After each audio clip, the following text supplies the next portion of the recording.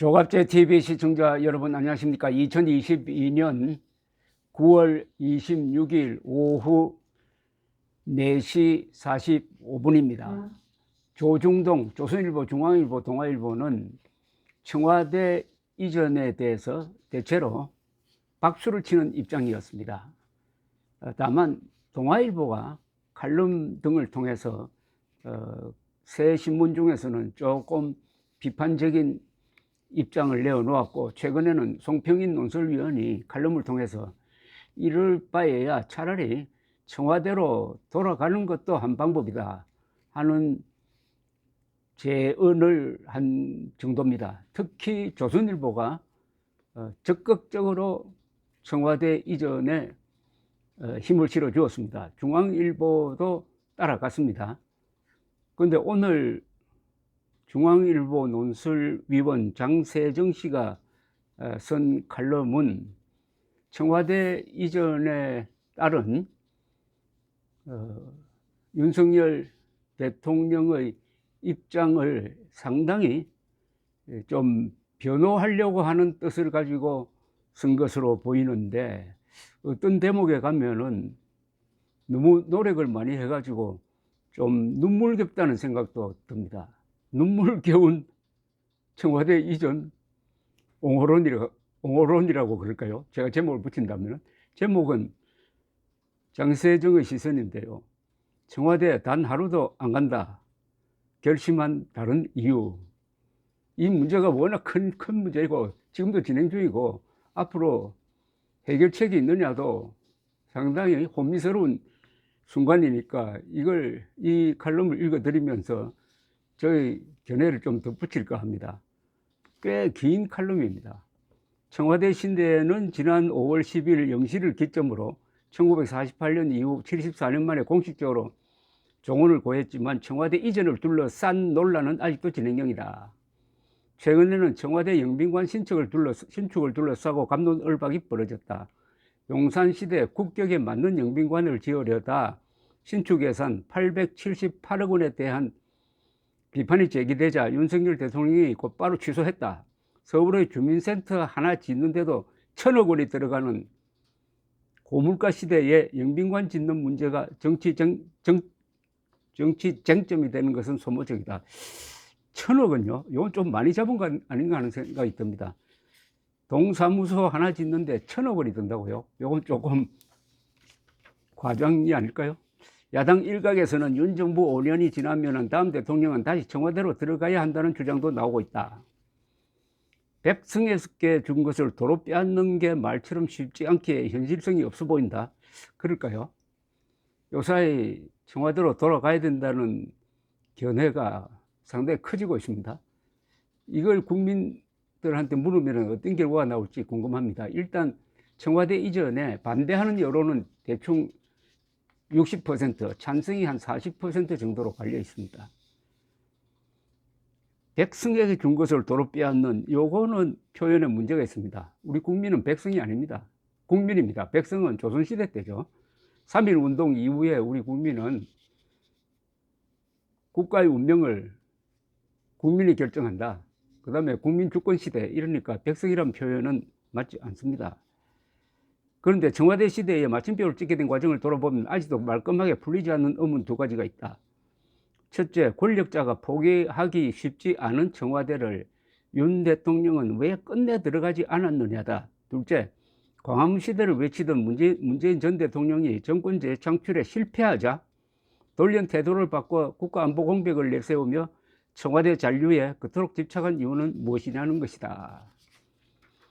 사실 윤 대통령이 대선 후보 시절이던 지난 1월 집권하면 청와대를 해체하고 광화문 시대를 열겠다는 공약을 발표할 때만 해도 반신반의가 많았다. 하지만 당선인 시절이던 지난 3월 21일 청와대에 단 하루도 들어가지 않겠다고 쐐기를 박았고 실제로 행동에 옮겼다. 공식적인 이유는 구중궁궐 불통의 상징인 청와대 시대를 끝내고 청와대 공간 25만 평방미터를 국민에게 돌려드리겠다는 취지였다. 정확하게 윤석열 당시 당선인의 말을 인용한다면은 이거죠. 청와대는 제왕적 권력의 상징이었다. 제왕적 권력의 상징이었다. 그러니까 거기 한번 들어가면은 다시 나올 수 없다. 한국 현대사를 부정하는, 한국 현대사의 가장 중요한 시설을 제왕적 권력의 상징으로 매도하는 데서 출발한 것이죠. 그 두 번째가 뭐 소통 부재였습니다. 가장 중요한 것은 청와대에서 있었던 역사를 윤석열 대통령은 토탈 전면적으로 부정했다는 사실입니다. 이걸 논의의 기초로 삼아야 된다고 생각합니다. 그 와중에 김건희 여사가 역술인의 말을 듣고 따랐다는 음모론도 제기되었다. 음모론이라고 여기 붙이기에는 아직 이릅니다. 지금도 청와대 터에는 천하제일복지라는 표지석이 선명하게 남아 있으니 청와대가 흉한 땅이라는 주장은 근거가 약해 보인다. 문 전 대통령이 임기 말에 갑자기 청와대의 가치를 부각한 배경도 여전히 의문이다. 삶은 소대가리 등 입에 담기도 험한 욕을 퍼부어 임기 내내 북한에 끌려다니던 문 전 대통령이 임기 말에 국가안보를 역설한 것은 허무개그에 가깝다는 비아냥도 있다. 2012년과 2017년 두 번이나 광화문시대를 열겠다고 공약하고도 약속을 지키지 못했는데 후임 대통령이 과당성 있게 청와대 시대를 끝내려고 하니 속이 상했을 것이라는 분석도 있다. 노골적인 예산 발목 잡기라는 지적도 있었다. 이 주장은 윤석열 대통령 측에서 주장했던 것의 그냥 카피라고 생각합니다. 하지만 이런 해석은 여전히 설명력에 한계가 있다. 근본적인 궁금증을 온전히 풀어주지는 못한다. 그런데 청와대를 둘러싼 윤 대통령과 문 전 대통령의 감정 대립과 갈등, 그리고 윤 대통령의 용산행을 설명해 줄 제3의 단서가 될 만한 새로운 주장을 접했다. 앞에 이야기는 뭐 이미 잘 알려져 있는 이야기인데 제3의 단서라고 해가지고 새로운 어떤 이유를 발견한 것처럼 하면서 이제 본론으로 들어갑니다. 인용하고 더블 코트입니다. 윤 대통령은 친북 주사파 운동권 출신 86 세력이 주도한 문 정권을 대선 운동 과정에서 극도로 불신했다. 특히 청와대 내부 동향이 북측으로 계속 빠져나갈 정도로 보안이 취약해졌다는 보고를 대통령직 인수위 시절에 듣고 청와대 이전에 확신을 굳혔던 것으로 안다. 더블 코트. 이런 주장을 누가 했다는 겁니다. 이 주장은 굉장히 중요한 주장입니다. 국가안보의 가장 핵심 부서인 청와대에서 북한으로 정보가 빠져나간다는 이야기니까 어마어마한 주장이죠. 그런데 이 주장을 한 사람이 누구냐? 문 정부의 청와대 사정에 발견한 정보 소식 등은 청와대에서 전날 논의한 내밀한 대화가 바로 다음날 북측에 거론되는 정황을 대북 정보망이 포착한 사례가 있다고 들었다고 전했다. 사실이라면 충격적이다. 근데 이게 하나도 확인 안 되고 가정에 가정을 덧붙입니다. 있다고 들었다고 전했다. 있다고 들었다고 전했다. 있다고 들었다고 전했다. 한 두 사람 정도 이렇게 손이 넘어오는 이런 정보는 일단 믿을 수가 없죠. 그래서 사실이라면 충격적이다. 사실이라면 충격적이다. 사실 아니면은 어떻게 됩니까? 사실 아니면은 중앙일보 논설위원의 이 의혹 제기가 충격적이다. 이렇게 되는 것 아닐까요? 그런데 그 뒤에 이어지는 내용이 대충 가상입니다. 가상, 어떻게 보면 상상력인데, 그래서 제가 이런 것까지, 또 이것도 이미 다 알려진 이야기입니다. 이것까지 거론하면서까지 윤석열 대통령의 청와대 이전을 옹호를 해야 되느냐. 그래서 제가 눈물겹다는 표현을 썼습니다. 대체로 대북 정보는 인간 정보, 신호 정보, 기술 정보 등을 통해 입수한다. 앞서 노무현 정부 시절 한미가 공유한 기밀 정보가 북한으로 곧바로 유출되는 정황을 포착한 미국 측이 한국 측에 추가 정보를 공유해 주지 않았던 전례가 있다. 저도 이런 이야기는 들은 적이 있습니다. 문재인 정부에서도 유사한 사례가 있었다면 차후에 반드시 진상을 가려내야 할 것이다. 이거는 유사한 사례가 있었다면 이런 가상을 통해서 진상 가려내야 한다고 하니까 사실은 이 문장은 필요가 없는 문장입니다. 있었다면 하면은 모든 이야기를 다 할 수가 있습니다. 그런 가정을 한다면은.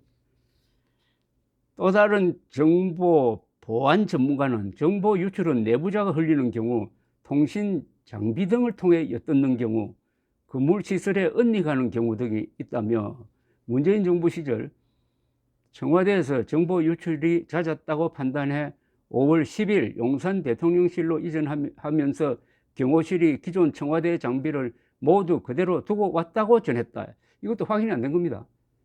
요 정도 같으면 경호실에 전화를 해가지고 확답을 들을 수도 있었을 텐데 이것도 그냥 들었다는 이야기입니다.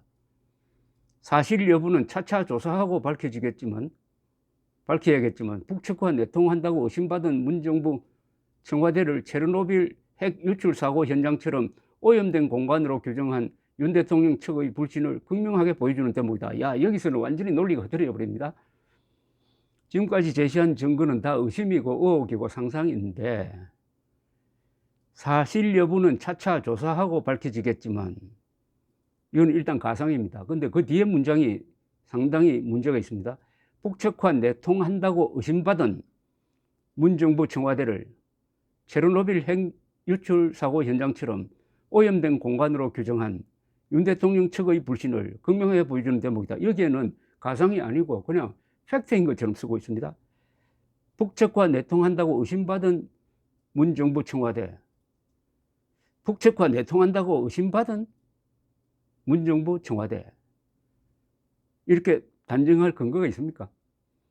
아무리 문재인 정부가 친북 정책 펴고 반역 정책 폈다고 하더라도 북측과 내통한다는 이야기를 넣으려면은 기자로서는 구체적인 신빙성이 있는 자료가 있어야 합니다.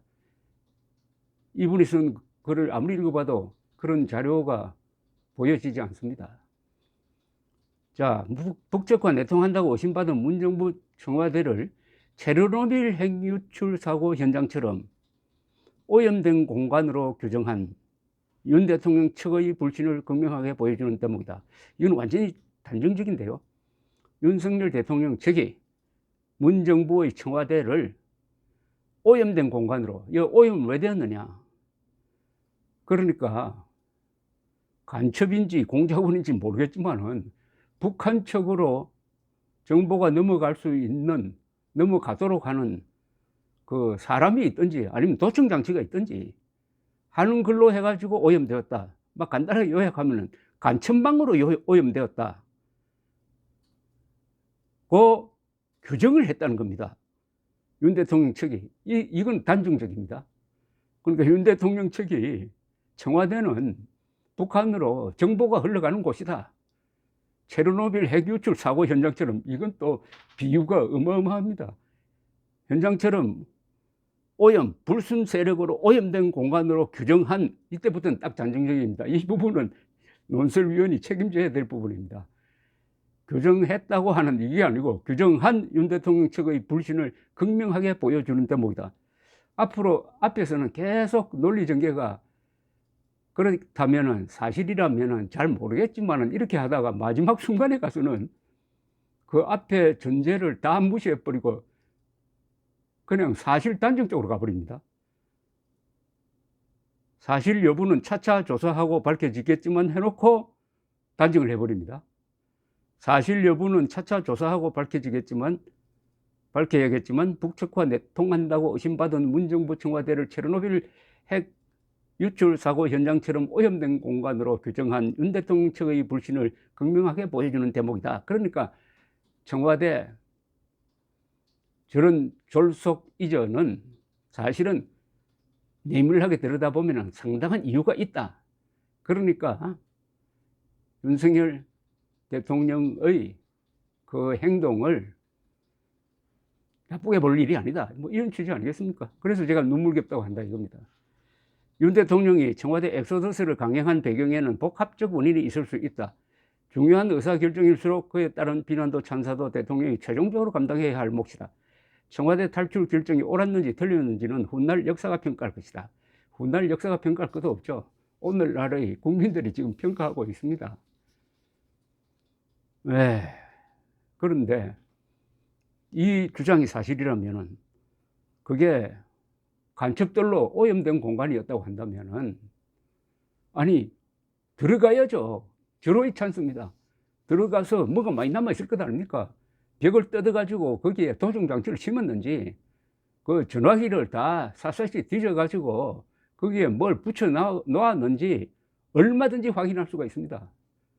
들어가자마자 딱 시설 가동을 동결시켜버리고 조사를 해가지고 지금 여기서 주장하는 대로 그런 의심이 사실로 밝혀졌다면은 문재인 세력 정리하는데 결정적인 정보가 나올 것 아닙니까? 말하자면은 정보의 보고 범행의 현장 아닙니까? 범행의 현장은 현장 보존해야죠. 수사할 때 보면은 경찰이 맨 먼저 살인사건 등 범죄 현장에 가서 하는 게 뭡니까? 현장 보존 아닙니까? 여기 손대지 마라 해가지고 딱 금지선 만들어 놓고 하나하나 조사하면은 여기서 상상했던 그 어마어마한 간첩질이 다 밝혀지고 그것 하나로 윤석열 대통령은 출범할 때 정권을 얼마나 안정시키면서 문재인 세력을 기를 죽이고 그야말로 적폐청산 정도가 아니라 반역청산을 해가지고 국가 정상화를 할 수 있습니까? 절호의 기회를 왜 피하느냐 이겁니다. 세상에 형사가 증거가 다 모여 있는 데를 좋은 기회다. 더구나 공권력을 가졌으니까 그거 딱 확보하기 얼마나 좋습니까? 왜 그걸 피하고 무슨 거기에 폭탄이나 있는 것처럼 피하고 국방부 청사로 왜 갔느냐? 절호의 기회를 왜 놓쳤느냐? 그런 의문이 안 드십니까? 그래서 이 논설은 정말 눈물겹게 윤석열 대통령 측을 변호한 글로 기록될 것이라는 느낌입니다. 감사합니다.